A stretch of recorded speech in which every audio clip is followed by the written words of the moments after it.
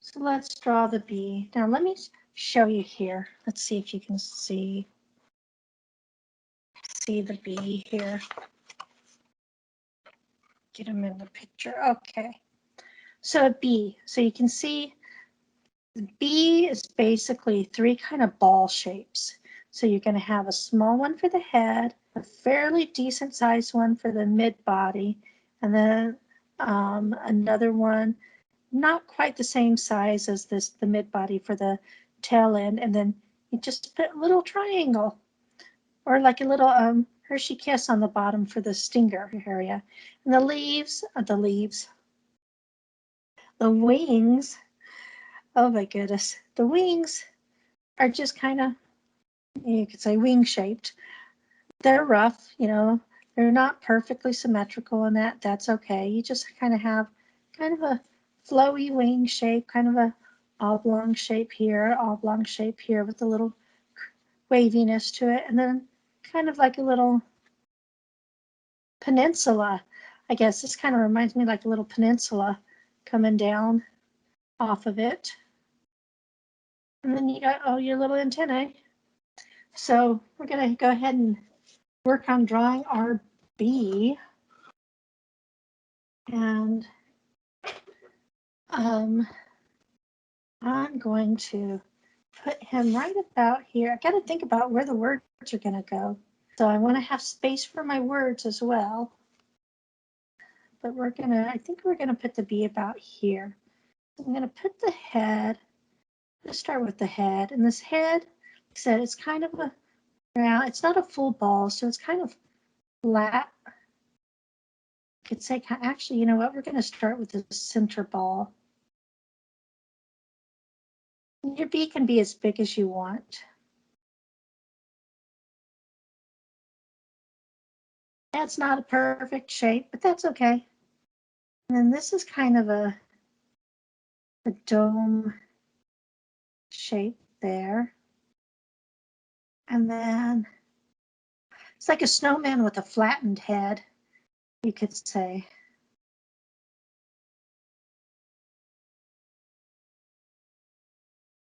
Oh, he's got a big butt. This bee's got a big butt. That's okay.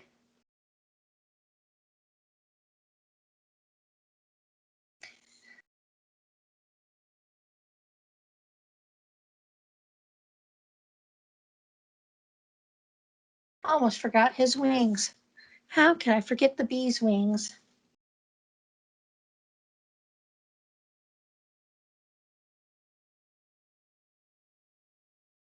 Oh, I do not like that at all.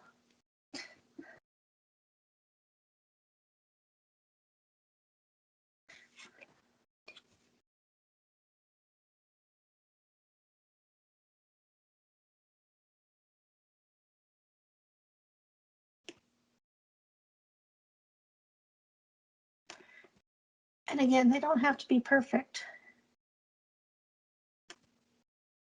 Just as long as you have an idea of what you're making, that's really all that matters.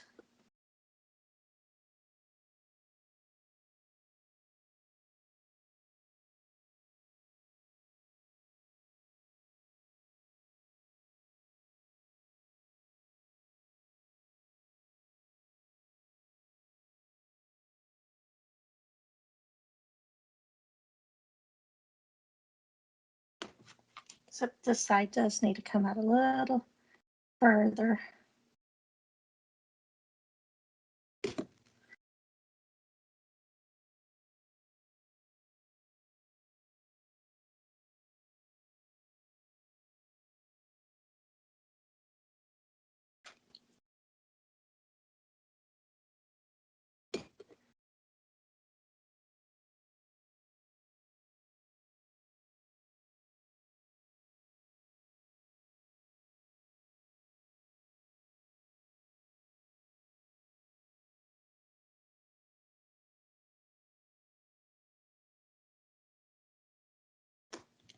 There.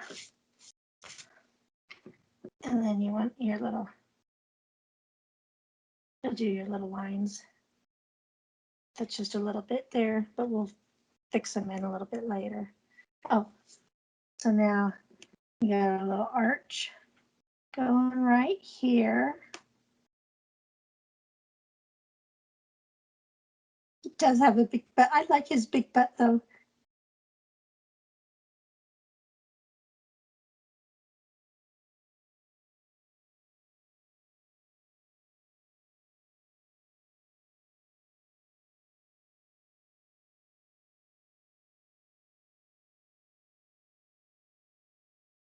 All right, so there's our bee. Looks like we're still doing good. Okay, I gotta lift this up a little bit so you can get more in the picture. All right, I didn't intend for the bee's wings to come over to the other page, but that's okay. We can work with that. Yes, we can. Now,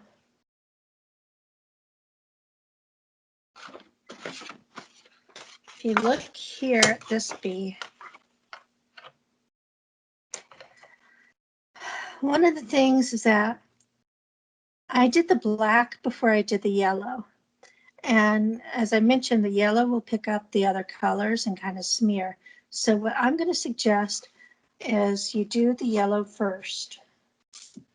And this guy, I want to use my marker. Oh, I got either a fluorescent yellow or lemon yellow. Let's just test out, see which yellow do I like best. So that is my lemon yellow.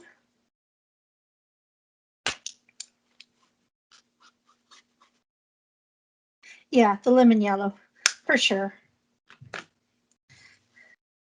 I don't need a glow in the dark bee. So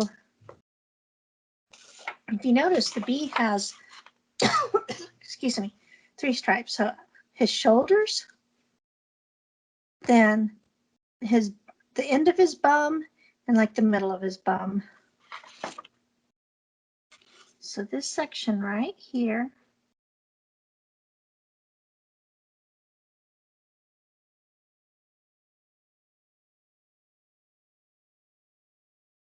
like I said, I chose the bee because one of the things they symbol is,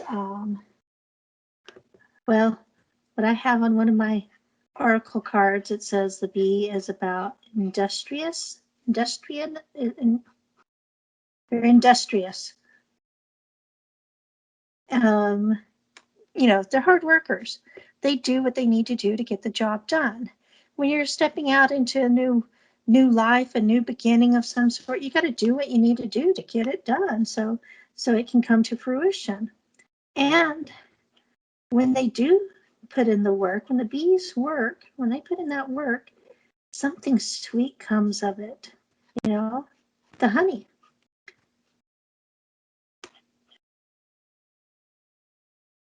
So that's really why I liked adding in the honeybee or a bee, whether this is considered a honeybee or not. Style I'm drawing is another matter, but that's why I wanted the bee, is to represent that. Now, oh goody, my black marker was on the top, so I didn't have to dig in that big container.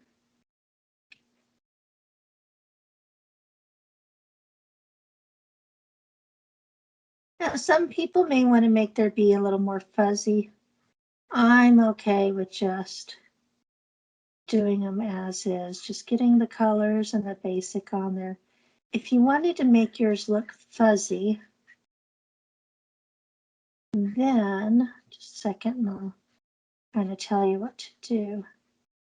Then what you could do is you could start off with your pencil, and what I would suggest is, if you want a fuzzy bee, is you start off, and I'm going to do the back side of this. When you do your bee-shaped body, then you would just kind of just kind of scribble. So you'd have the body here and then the head here. You just kind of scribble there. I'm not going to do it all in, but that would just kind of represent the fuzziness. I'm fine with mine not being fuzzy. So we're just going to go like this.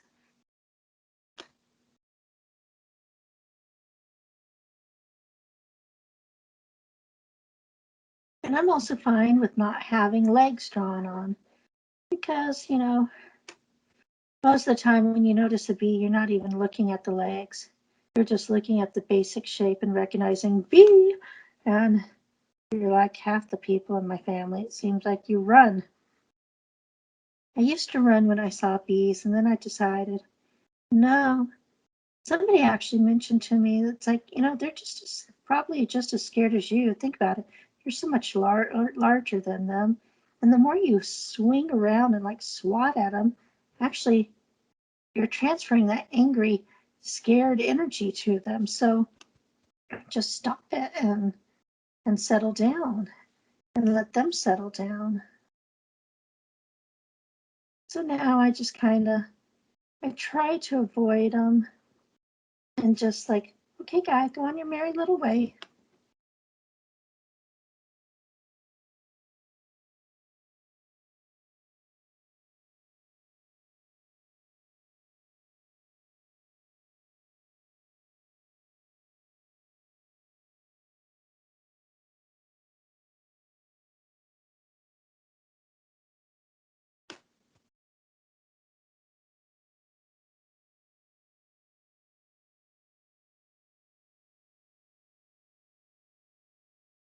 All right. Paint it in.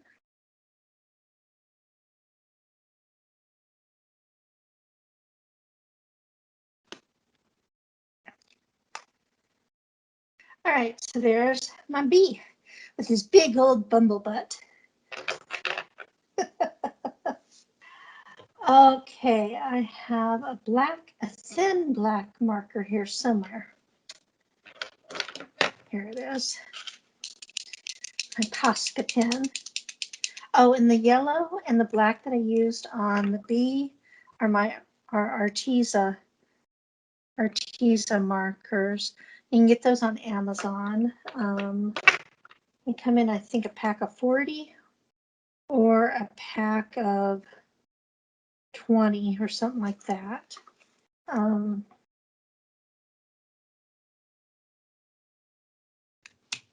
I don't think this pen works.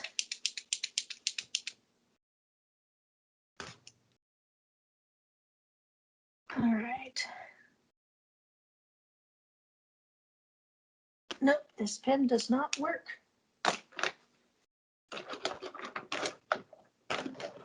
Let's see if this Sharpie works.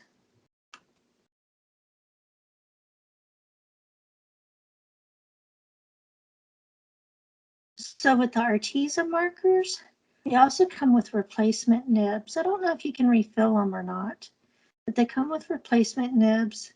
At least the set I got did. And then, and like a pair of plastic tweezers to pull the old nib out and put the new nib in. And what I found is, I thought they were replacement nibs.